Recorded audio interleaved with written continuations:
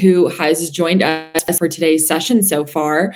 My name is Ela, and I am the digital community manager here at Radius. And so I am so excited to welcome you all to this room. We have the very wonderful, very talented Ian Batra here, who is going to be speaking on some of the techniques that he has used throughout his career as a very successful real estate agent to get to 1 million plus GCI. And so he's got some really great insights, and we'll kind of just be talking at a very high level today. We're going to hopefully get to do some more sessions from today onwards, but we are very excited to have him speak today. And so I will let him take the floor and kick things off. Thank you, Ela. Appreciate the introduction. I'll give you guys a brief background for those who don't know me or aren't familiar with me. Been in the business for the past about decade and a half. I serve the Silicon Valley as well as the Santa Cruz coastline. And then started in the business like most of us, individual agent at a big box brokerage. The thing I like to say is I started with probably a negative net worth because I think I had like $500 in my bank account and just credit card debt coming out of various things. In my late 20s, trying to figure out where I was going to be in life, and so. My wife had a full-time job, luckily, and she was very supportive. I mean, to this day, I probably wouldn't have ever gotten where I got in this interview, where I wouldn't be where I am today if she didn't support me through that. So that is one of the challenges we face, especially when we were newer agents. And like many of us, I had to. It was a sink or swim time. There was information out there, but not the way there is today. And things like this. So that's one of the reasons that I even do these sessions, and I share what I share with everybody. And I still attend these myself. I go listen to other people and learn things all the time because I learn things all the time from other agents because that's how we get better. But also, I like to give back, and I believe in abundance mentality. I believe that there's enough out there for everybody, even in a more challenging market. My screen went funny, Ela. Can everybody still hear me? Hello? Hi, can you? Did I break up or something? No, I'm still able to hear you. The screen just went blank though. Yeah, from seeing myself. So I'm not quite sure how to fix that. Should I refresh real quick and then get back on again? Try refreshing real quick and then coming back in.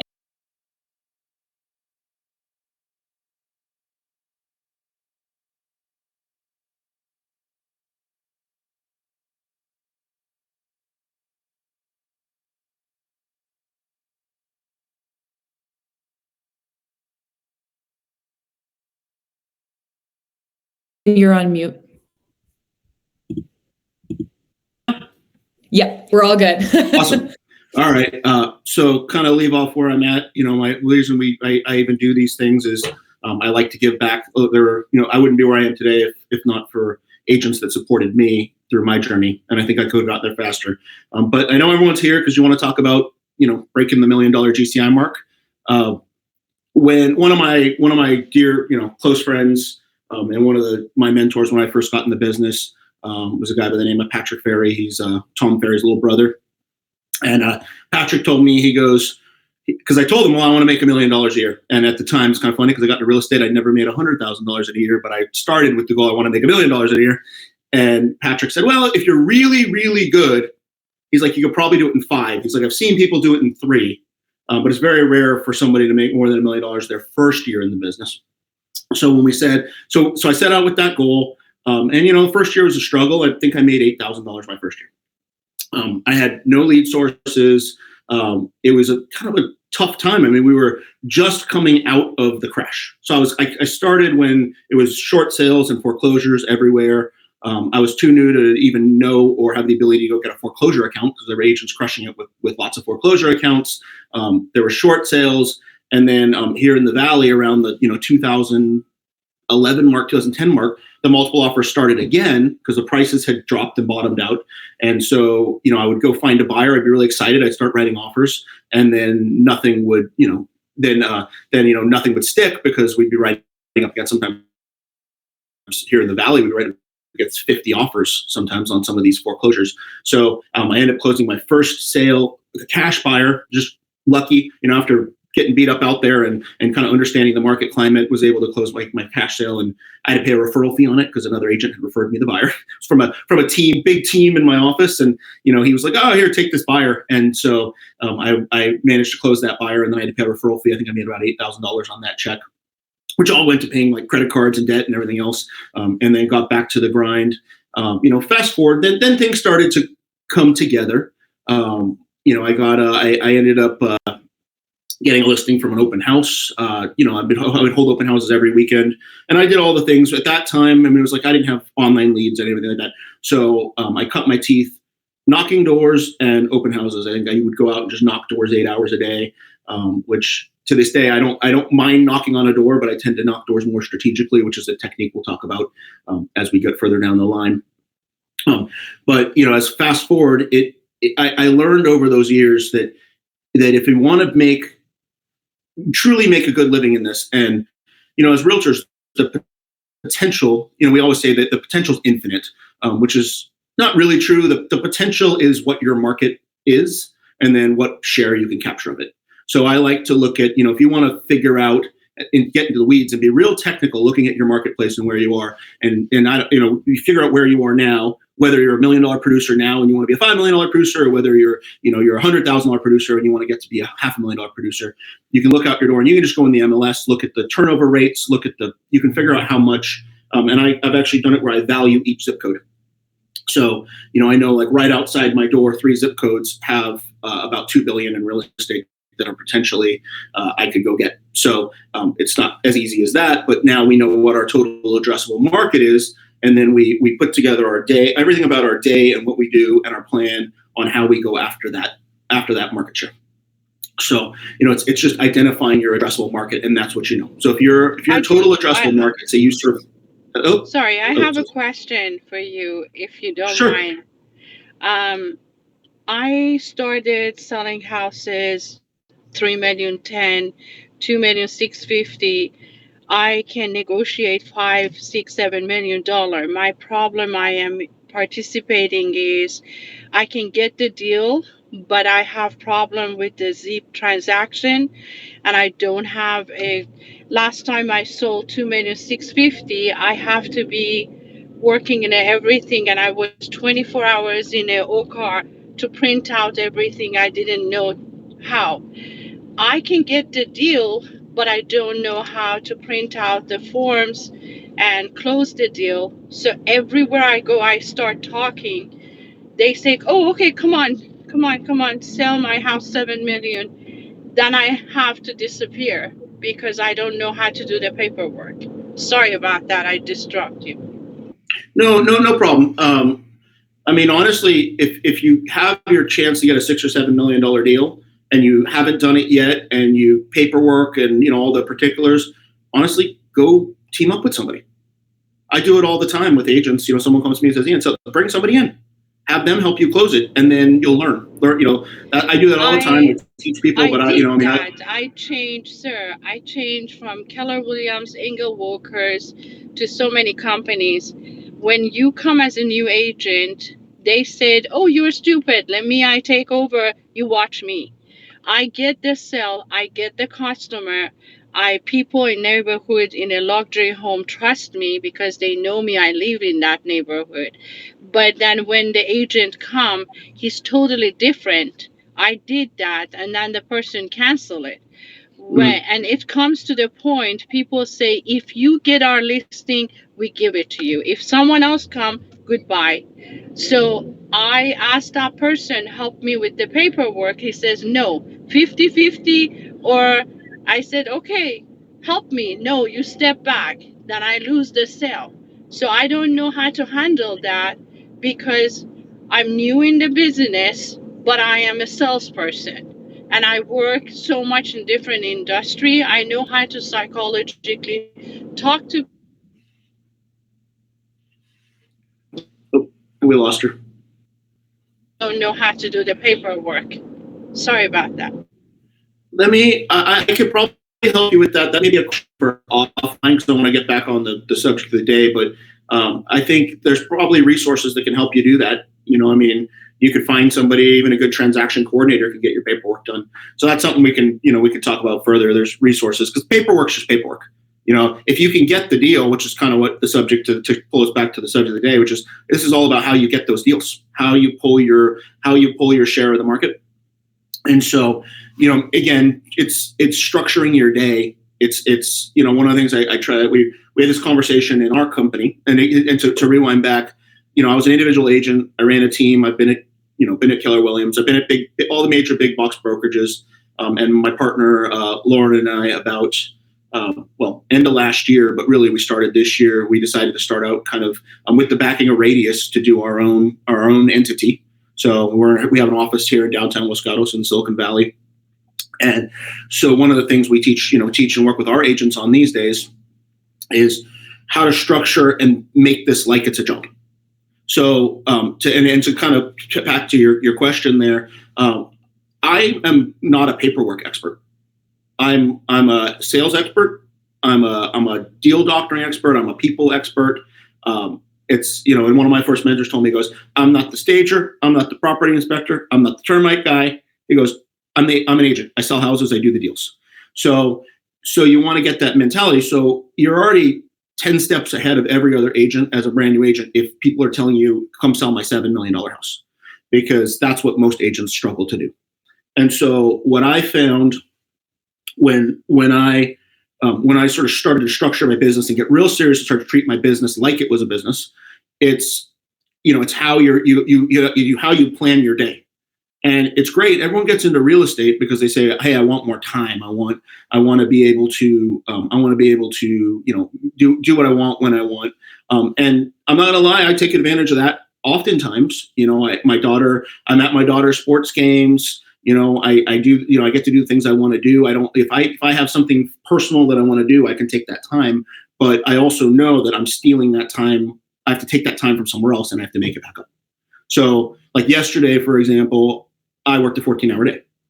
When I'm in like full swing and selling houses, my days might be, I don't always work 14-hour days, but there's been times, when in this business, when you get what you can get. And if there's a lot going on, it might be 100-hour week. But I might end that 100-hour week by selling, but putting an extra 10, 15, $20 million in escrow. So just to give an example of the day yesterday, woke up in the morning, 5 a.m., was already emailing and messaging with my client in the United Kingdom who's buying a winery right now. Take a little break. Family gets up, take my, feed the dogs, get my daughter off to school, head to the office, meet with our team. We have our leadership, our company meeting. The leadership of our company meets on Mondays. Have those meetings. Then I'm going through. Then I'm working on returning phone calls, working on my deals. Then I go in the afternoon. Then I make my outgoing phone calls. Then I have another client that we're encounters on a house down the street, and I have to get his house listed to go on the market if we can get into contract on this house. Then we're negotiating offers. Then I go back. Then I have to go meet with an architect and a builder on another project, and then take a break, go to dinner with the client who's in encounters on the $7 million house down the street. And then, and then the day gets back. By the time I get home, it's 8 o'clock. I'm handing my wife the food that I brought home for her. And then the day starts over again. So, it's like, that's not every day, but it's about structuring and making sure that the hours of your day, it's not, I don't just like say, oh, I can do whatever I want. I'm a realtor. What I have found over the years is if you want to be successful and I call it getting over the agent roller coaster hump. And that's why I call this today, what I was talking about today was the $1 Million Playbook. The biggest key for most realtors is they're just out kind of doing whatever comes or like looking for whatever comes their way. So it's about getting really intentional about finding business. And then, so the first thing is to even find a piece of business. That's why I made the comment with our question earlier was if you can already find the business, then, and you're getting close business, now you learn the next skill. Now, if it's just paperwork, you can hire somebody to do the paperwork. If it's you're getting to the point to where you find somebody who wants to do business, but you're not closing the business, Then it may be a sales skills thing. Now we need to work on your scripts, your dialogues to be able to close the business. And then lastly, it's like the deal, the actual transactional piece, which in my opinion, and we try to do this like with our company, is we try to make it so that your job is to go find the deals. Like, we'll help you. We have administrators, we can help you close the deal. It's, and I can coach you through all of that. The hardest thing to do is to find the deal. So when I structured my business and really started getting going, I identified what I call my pillars of business. Now if you go to like any coaching organization, or if you talk to me, or if I was helping you, I could write out 20 or 30 different potential pillars of business. But I feel like I like to focus on 5, and we do more things beyond this. But I break my business down into 5 main pillars. And I'm of the opinion that if you use my same 5 pillars, because they're the simple ones that make the most sense, anybody could get to $1 million just doing what I'm about to tell you. So my first main pillar and this is non-negotiable, so much to the point that in our company, we pretty much require our agents to do our plan. And that's having a strong like sphere of influence past client marketing campaign. So I tell our agent, if you don't have this in place, don't buy a Zillow lead. Don't, you can go host an open house because that gets you going. But everything else that we do after this, it's like get your sphere, the people that you know, because in the long run, that's what's going to allow you to get your repeat and return and easier business. It's that sphere of influence. It's that past client business. Because like even right now, I'm working on, I think, close to $20 million worth of deals that I'm trying to put together right as we speak. And they're all either past clients or people I've known over 20 years. So you can, to put everything together into that, it's your sphere of influence, your past clients is going to be the backbone of your business. So our program's pretty simple, and it's not super expensive. What we do is it's a monthly mailer to the list, and my list is when you make if you don't have a proper database of your sphere of influence, the way I tell people it's sort of 3 components. It's people who you've done business with, so all your past clients, everybody else. Then the second one is people that you would like to do business with. So I make a list. Hey, I know this guy. I like him. He makes a lot of money. Or like your family, they're a great family. If they do anything real estate, I would love to do their business. That's your second list. Jot down all those names. Third one is anyone and everyone you know who would recognize your name or your face, whether you think they do business with you or not. Anybody who would like recognize you and say, hey, Michael, hey, Lauren, hey, December, I recognize you. That's the third tier of your list. Make that list. And we basically market to those people. So we send them, it's a postcard every month. Then it's a quarterly touch point. Usually it's ideally a phone call. But you could do like voicemail drops or text messages too in the modern world. But I think calling them is a great way to do it, and we go with that. And then the other thing we like to do that. We got to work on our pie event, but we're going to do like a pie event. We like to do two sort of event things a year. That even if your clients don't show up or do anything with the event, you get a reciprocity of the offer. So if I have a pie event and I invite people to come get a pie, even if they're like, oh, I'm out of town, but they'll still, it's reciprocity. They'll still thank you for the invite and thank you for the offer of a pie. So that's sort of the backbone of the business. And if you just do that, you'd be surprised. I just wrote a $7 million offer for a client who lives down the street. I've known him over 20 years. I met him at the gym 20 something years ago. And he goes, oh, I didn't know you sold in Saratoga. He's like, I'm looking for a bigger house, just off my postcard. And he just told me the other day, he goes, yeah, if you hadn't sent me that postcard, I would have used this other agent. So you'd be surprised, but these people who know you and like you want to do business with you.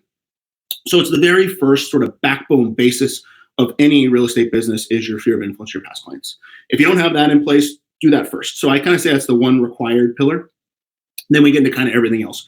I'll go through them one by one, the rest of my other 4 main pillars. And that's, I like to call it marketing. It's open houses, but it's also marketing around your listings. So it's all the things you do if you have a listing. So if you don't have a listing, then that's another thing. You go to get a listing, but a backbone of a great business, you have listings. So what you do with the listing and all the marketing around it. So that's the just listed, just sold postcards. That's the, if you knock doors around the neighbors, that's hosting the open house. If you can do a big open house, and what we like to do is invite all the neighbors to the open house. And because that, again, we want to be able to sell other people's houses. But every listing, if you work it right, should be able to get you ideally three more pieces of business. So if I have a listing, my goal is always I want to get another listing, and then potentially I want to get at least 2 buyers. Now, if I get more than one listing or more buyers, but ideally we like to pick up a couple of buyers from each of our listings. And then that's potential. I always tell people, because I have agents who say, oh, I want to double in my listing. And I'm like, that's great. If the buyer wants to write with you and it's the best offer, or, it makes the most sense, then you double your listing. I said, but before you think about that, just think about making a strong connection with the client. Because if you can make a strong connection with the client, then might buy another house with you and do business with you. So then a lot of times with these buyers, that I find the buyers that come to our listings that are unattached buyers, meaning they don't have an agent. They're often newer to the process. They don't have an agent. They're not pre-approved. So sometimes, we're a pretty hot market still now. Our listings, most of our listings are still getting multiple offers and selling quickly. So if a buyer comes to our open house and they are unattached, so to speak, they might not be ready to move on that house yet.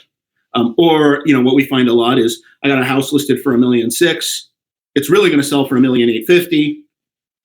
That buyer, they see $1.6 million because they're a new buyer. They're not experienced or trained in the bit. They're not trained in the market yet, or they're not acclimated to the market. So they think $1.6 million means they can buy the house for $1.6 million. So we have to educate them, and they're probably not going to buy that listing. So the main goal with your listings is to secure that client and get them so you can sell them another house. And same thing, it's about the contacts and the thing, but there's no better sort of free marketing that you could get anywhere than having a listing. And we say, like, I don't know, my first mentor said, there's no better marketing than a sold sign in the front yard with your name on it. So you can use that. And the beauty of a listing is the buyers come right to you. So it's easy. They generate buyers for free without having to spend money on a Zillow lead or anything else. Buyers just come to you for free on your own listings. We always get buyers. We always get some sort of buyers inquiries off our own listings. And then it's all the other marketing around it to get those 3 pieces of business.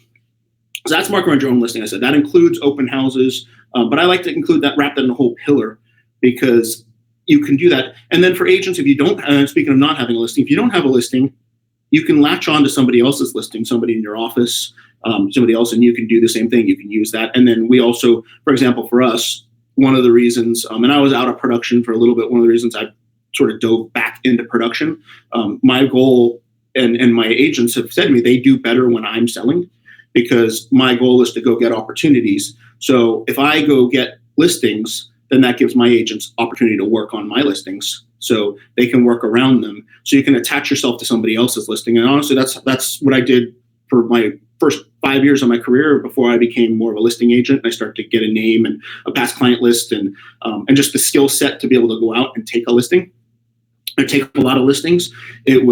I was just hosting other agents' open houses, and that's how I picked up a lot of my first buyers. That's how I picked up my very first listing, was from an open house. It was the neighbor of someone else's listing, and I picked up the listing and got the listing. So that's kind of such a key component, is having a structured and well thought out plan around how you market listings.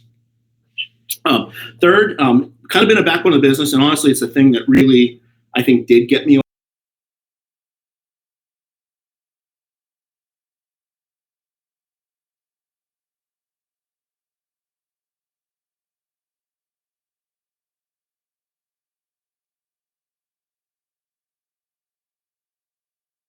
the easy ones are the most expensive ones. So the more you pay, the more likely you are to get a deal. So, example, the most expensive lead in the business is the Zillow lead. Zillow leads are the highest quality lead in general, but they're also the most expensive. So I don't know what they are in your respective markets. In my market, they run about like $2,000 a lead. So and then closing rates on them, we found, but this is why they're the highest quality. What we found, like with my agents, myself, like Chris Rasmussen, our sales director, one of our other agents, Frances, was a top Zillow converter. We found that we can close about 1 in 5 of those will result in a closed transaction. So let's just say and it's part of our market. So if the commission we can generate on that average commission in our market is like 35,000, so we got to spend 10,000 to make 35,000. There's a potential ROI there, but it's risky because I have 3 of us that convert at that 1 in 5 level. If I give a $2,000 lead to a more junior agent whose closing rate, they're not as ready, their closing rate maybe 1. So now my risk, I could lose my shirt really quickly on a Zillow lead. So we've backed off of that a lot. And it was one of the first things I did. Similar to Realtor.com, we did some big stuff with Realtor.com last year. Didn't work out with the changing market. They couldn't deliver. But it used to be Zillow Trulia Realtor.com, then Zillow merged with Trulia, so now we just do Zillow Realtor.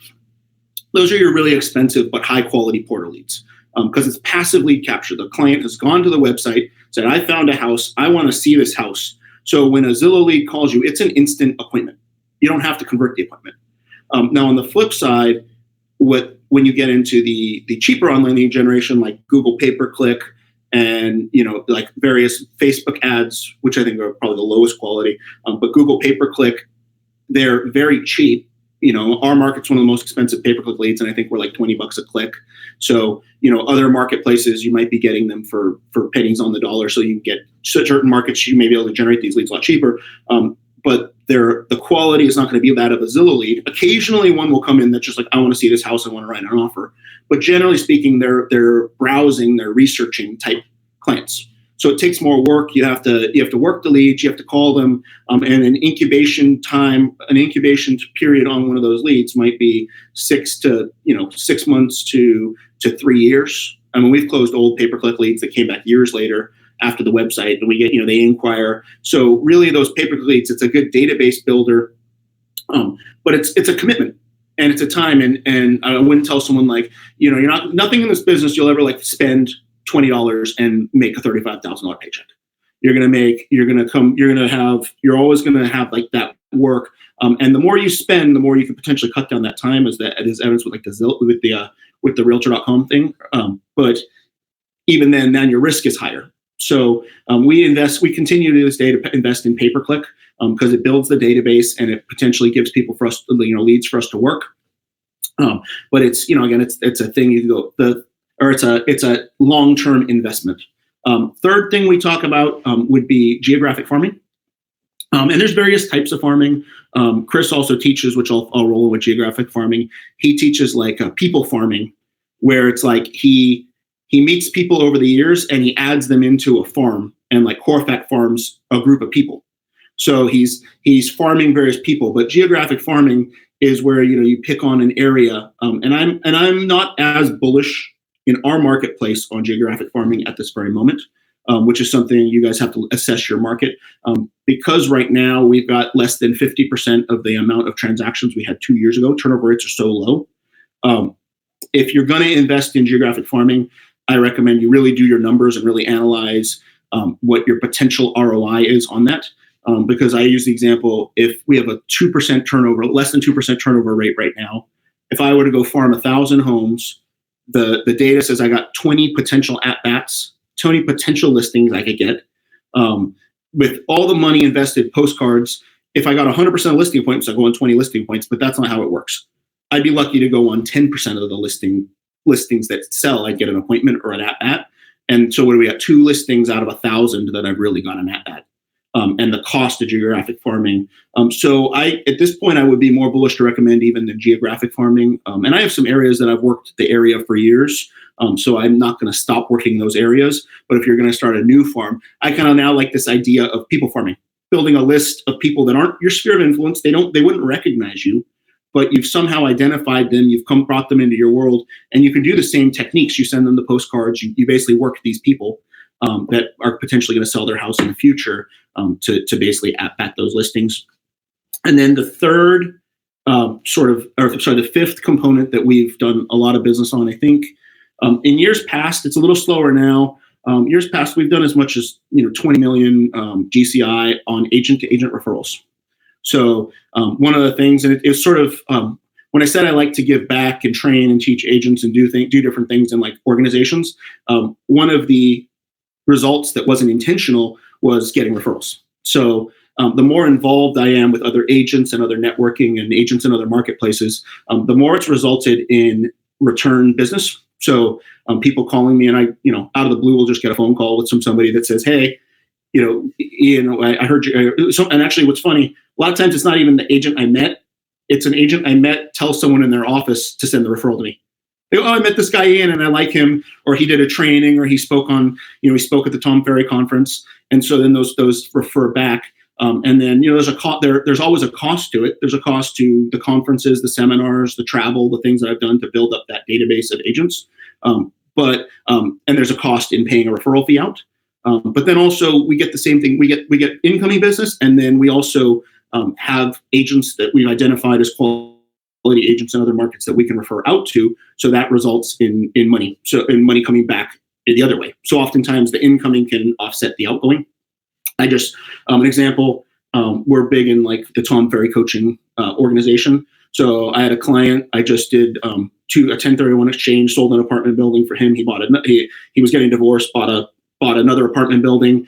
And so he texted me, "Hey, do you know any agents in Rochester, New York? I think I want to go invest out there." So I went to my network, looked, "Oh, no, I know a great agent there." Found somebody, got them connected, and likely will result in he's going to fly out there and look at some investment properties in Rochester. Then that likely requires, I call it mailbox money, because it just hits your account, just comes back as money. So there's a value to that. It's kind of like geographic farming and pay-per-click and all these other things. You're not going to start being like, "Oh, I'm going to look for agent referrals and it's going to be money tomorrow." It results, if you start building an SOP or an operating procedure around getting agent-to-agent referrals, it's a long-term endeavor. So you'll start to see it come back. You start going out there, and you, like any other pillar, you have to work it. You have to go out and meet people. You have to be intentional about meeting other agents. And more than anything, I think the key, if you're going to go down that path, I think going out and trying to give selflessly. You don't go like, "I'm just doing stuff to get agent referrals." I always did it because I like people. I like meeting different people. So I go with the intention of, hey, if I go out and I help people and I share what I know about this business, and that's really what's helped, is results in things coming back my way. So those are my 5 pillars. What I work on, and that's, not really, that's I said, it's a lot, but it's none of it is. It's all simple. So, and I like to say this kind of goes as real estate is a very, it's a simple business. It's just not an easy business. So nothing I said, and I hope you guys listening, nothing I said or nothing I talked about here is impossible or hard to implement. Some of it requires money. Most of it actually doesn't require a ton of money, and can be done. A lot of these things, if you don't have a big budget, if you're already a really successful agent, you have a big budget, then I can tell you all kinds of things you can add on and bells and whistles. But if you're working on a tight budget, a lot of this stuff is what I call sweat equity. And as we're starting to build our business and work towards it, we get better and we learn on our sweat equity activities, things that require us to just pick up the phone or go meet somebody or go do things, go knock on doors. That's sweat equity. As you do more business and you fill your bank accounts, it allows you to use what I call check equity. So, those are the expensive things. That's where you're buying Zillow leads, or you're sending mailers, or you're sending out your geographic farming, you're hosting events. Those things cost money. So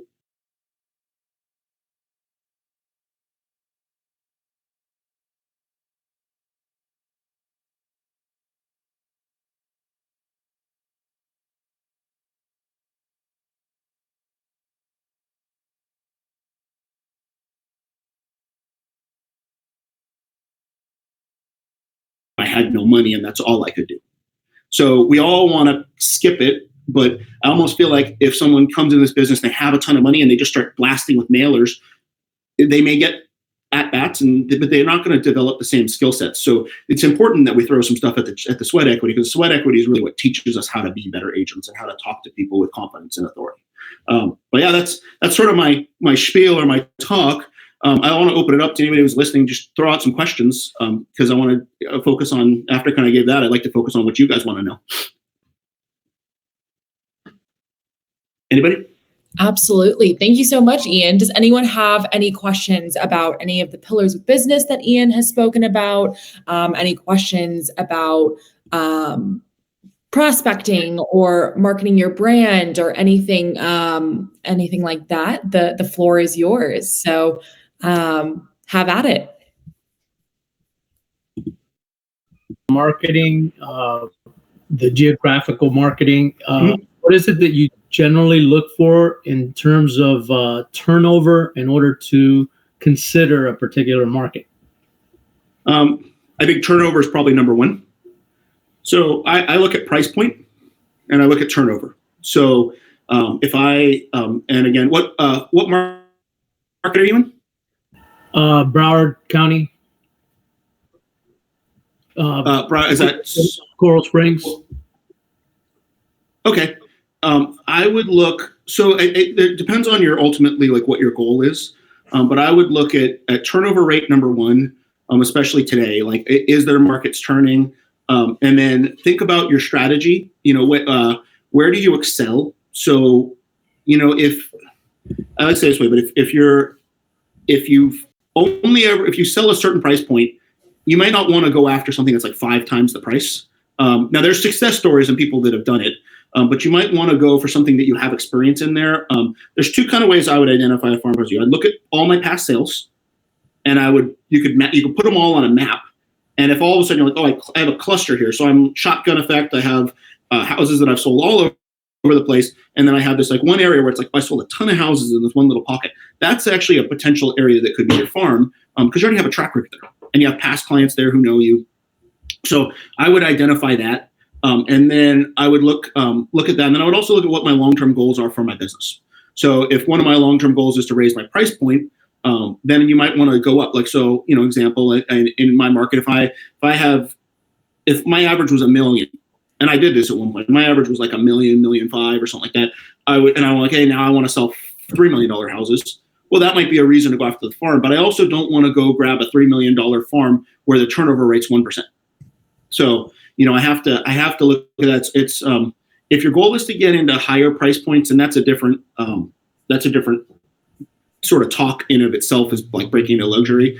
My experience with luxury is it's about people and getting to know people. If you want to go from, and that's how I was able to go from doing, average 1.5 million sales to, going up and doing more like $7, $8, $10 million sales, was by networking, getting to know people. From a sheer like geographical area, I think I like looking at where you have experience because you already know the market. The other thing for a geographic farm, it's better if you live close to it or you live in it.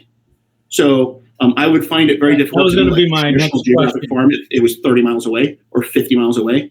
It would be like if I lived in a neighborhood and I aspired to live in a more expensive neighborhood down the street, I might go farm the more expensive neighborhood down the street that I aspire to live in, because I want to go move up in my thing. But also then I got to look at the turnover rate as well as what is my strategy? Can I find myself? Also, the last thing, do you jive with the people in that market that live there? Because this is a people business. So, all right. Does that answer the question? I'm getting a little echo. So, yeah, I was just going to ask you, do you try to stay within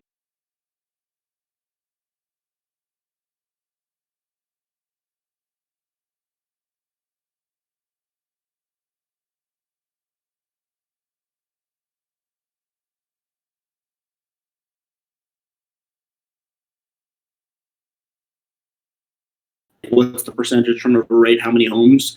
Because you might find if you try to do 300 homes and there's like not going to be nearly enough turnover, then you have to see. I look at affordability. Can I afford to farm 1,000 homes? Can I afford to farm 2,000 homes?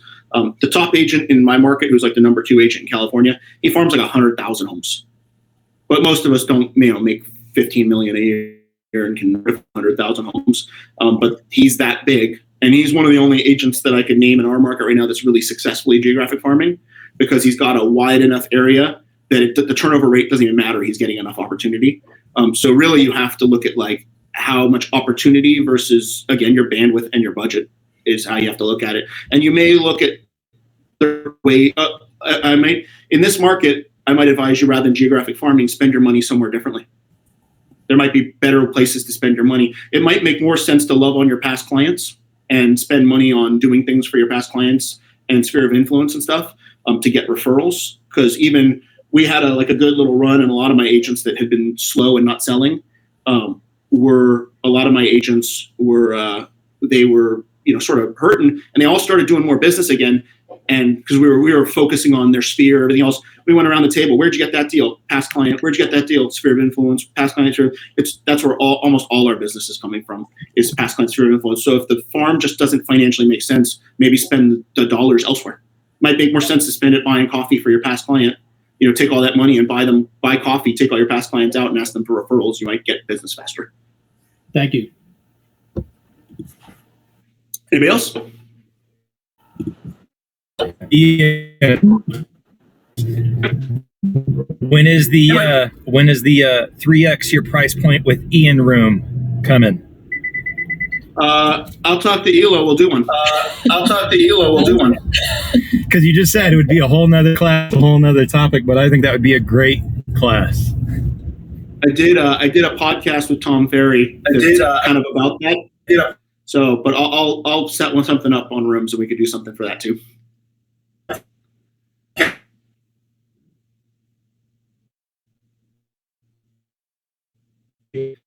I get some choppiness.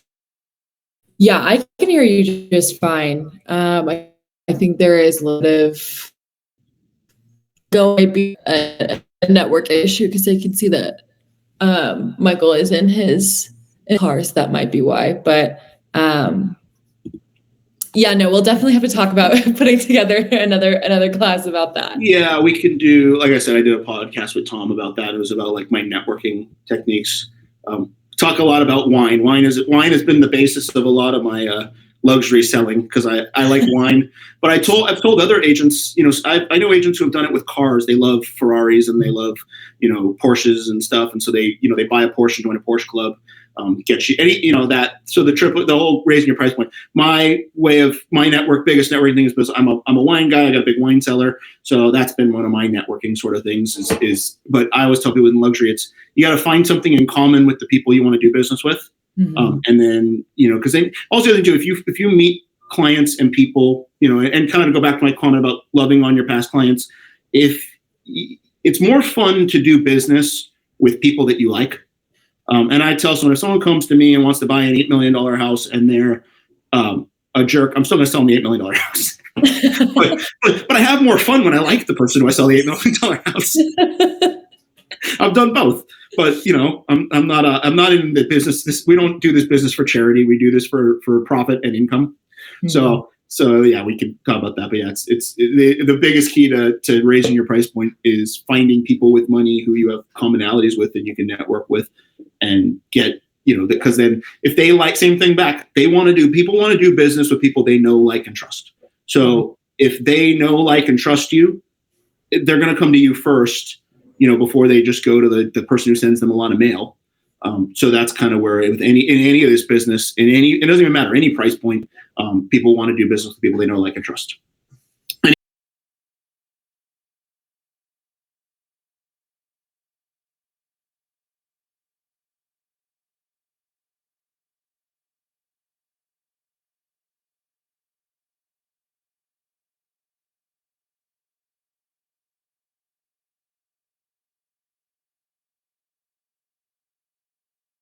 This is a business, so we want all the business. So I kind of try to avoid being like a true luxury agent and more say like I'm an agent who helps people, and I try to be clear, but I do all price points. So plus I tell my $8 million client, I can sell all your investment properties too. So call me when you got the investment property, in 10 miles away that you need to offload. I'll take care of that too. If there's one thing that everyone should take away from this session, it's that one of the keys to success in doing business in real estate is wine. Wine helps with negotiation. And as we all learned, wine cellar. As we all learned, there's no wine. When we were out there,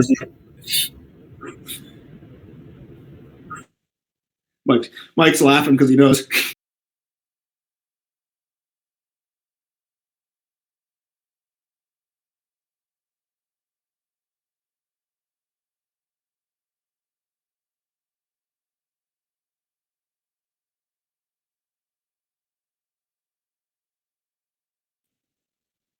and advertising and marketing yourself? So we use a few.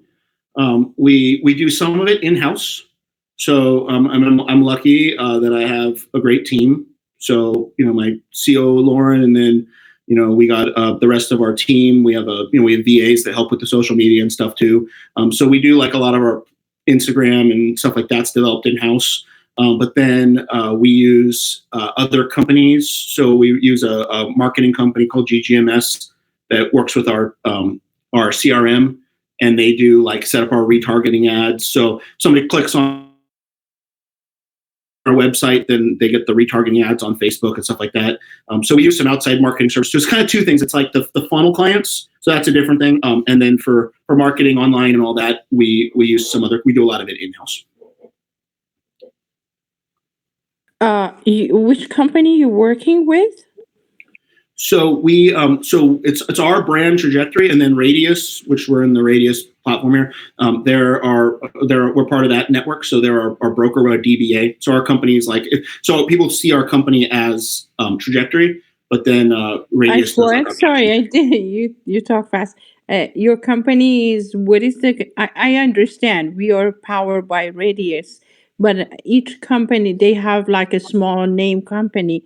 I said which company you work with, and I understood you said you have the sources your company provide, which is I'm confused. Is Radius provide you or just your own company? For example, I'm with the Together Realty, Okay. powered by Radius. Sure. So what is the name of the company you work in? Like a Keller Williams. Are you working with Keller Williams by Radius? Keller Williams doesn't work with Radius, but our company, it's on my shirt. It's Trajectory.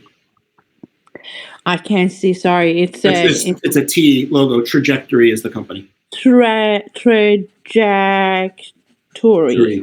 Yep. Okay, and then I would like to know. You said GGMS.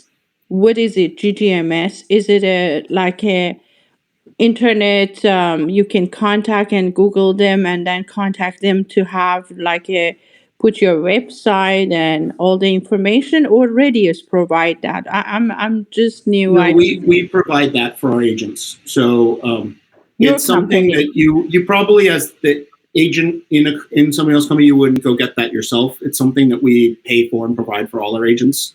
So GGMS. We have in the office someone. He's very nice guy, but he take your picture, put it on other people's, like a Photoshop you. You are on a balcony of them, and then move your hands and say, "Oh, this is mine," like a fake way. I want a real way because I do have listing, and I want to be. I don't want to advertise myself fakely.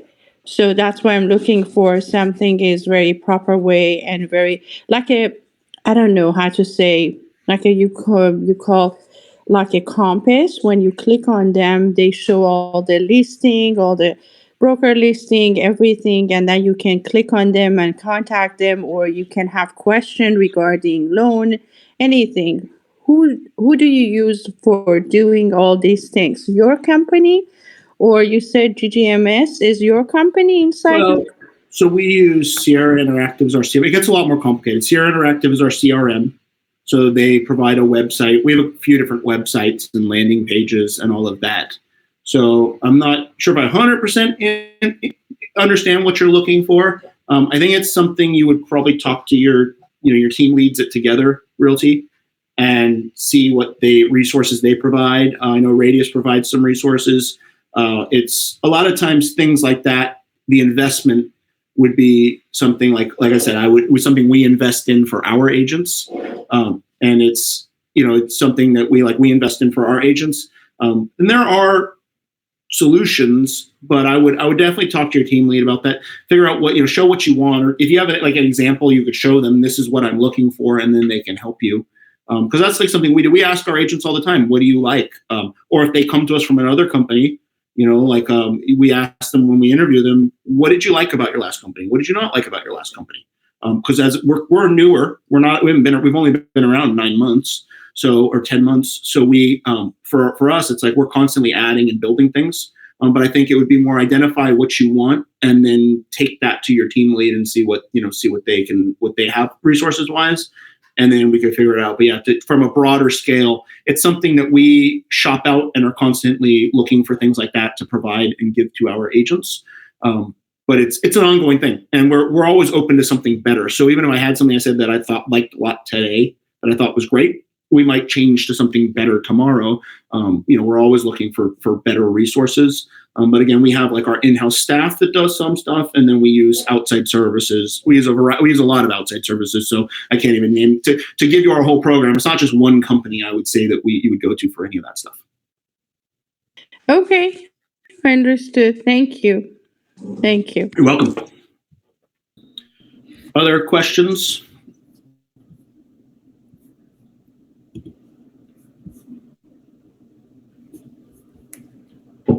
No one else has any questions, then we've got about 10 minutes left. So. I just came on to Radius today, and I'm not really sure how this whole platform and the whole system works. Mm-hmm. So is this mainly like just for networking, for people just coming on either to listen to other brokers' experiences and so forth, or to get teachings from other people, or is this kind of like a referring type networking Radius where agents kind of feel other agents out to what's happening? Or I'm not really sure how this whole platform really works. So I can go ahead and answer that question. So really, Radius Rooms is meant to be a collaborative virtual space, whether that's to get together about a topic that's real estate related or not even real estate related. We really are trying to foster this sense of an online virtual community to be able to connect with agents within the community, as well as agents that are a part of our brokerage as they are across the country. And so really it's meant to be very informal or as formal as you'd like it to be, where people can come in and talk or discuss really any topic. We've had some amazing guest speakers come in.